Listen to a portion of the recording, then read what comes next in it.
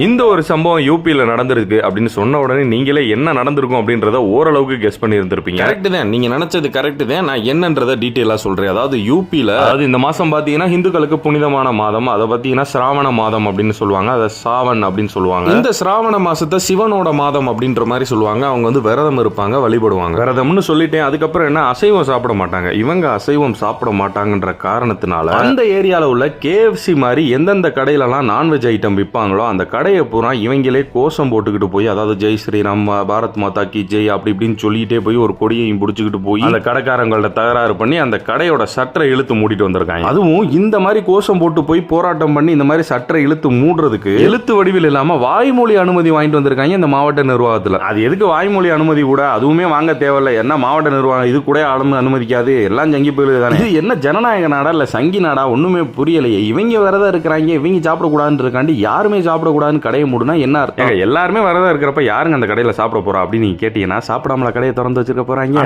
இவங்கள அவங்க வழியிலே கேள்வி கேட்போம். அது சராவண மாசம் தானே, ஏன் உன்னால கண்ட்ரோல் பண்ணிட்டு இருக்க முடியலையா? கடையை பார்த்தோன்னே நாக்கு ஊறுதோ இருக்கலாம். ஒருவேளை அந்த சைடு கிராஸ் பண்ணும்போது அந்த சிக்கன் வாடை அடிச்ச உடனே சாமியா சோறா சோறுதேன் அப்படின்னு உள்ள பூந்து தின்றுவாங்க ஒருக்கு.